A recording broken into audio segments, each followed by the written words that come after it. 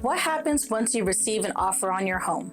Well, once you receive an offer, that's really where the fun begins. It can be disappointing if you don't receive the amount you were hoping for, but not to worry. That's why you hire a good negotiator like myself. Hi, my name is Tracy Luna, real estate agent with Keller Williams Heritage here in San Antonio, Texas, and I'm a certified negotiating expert. There are only 3% of agents across the nation that actually have this credential, which if you think about it, is a little alarming because having a good negotiator is essential in making sure that you receive not only the most amount of money on your property, but someone is there to negotiate the best terms for you as well. Once we receive an offer, there are a few key things that need to take place prior to us meeting and discussing the offer. We vet all buyers by calling their agents and the lender to find out how qualified they truly are, making sure the funds are verified and asking crucial questions. We want to make sure they are motivated to purchase your property and find out how in love with it they actually are. During this process, I'll get to learn a little bit more about the buyer's agent and their lender.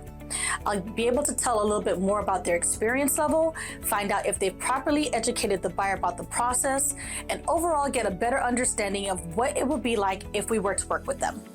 You see, buyer's agents are just as important as the buyer's qualification to ensure the deal will close on time.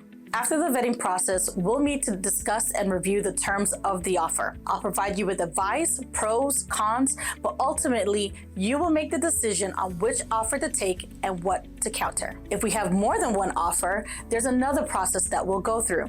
We'll create an offer deadline and counter all offers requesting for their highest and best. Then we'll meet to discuss which one of these offers you'd like to accept or counter. This gives us an opportunity to truly get the highest price and terms from the buyers, and you'll essentially be picking from the cream of the crop. At this time, buyers can choose to accept or counter us back. I understand this might feel like a game of tennis after a while, but I'll be there with you advising the whole way, providing you with pros and cons to the offer. But once we've come to terms, we are officially in escrow. Now watch the next video to find out what happens regarding the timelines and the next steps. Understand that if you're dealing with a bank, you can typically expect a closing time frame of about 30 days. If the offer is all cash, it could close as fast as 3 days, but 7 days is typical. My name is Tracy Luna, your real estate partner here in San Antonio, Texas.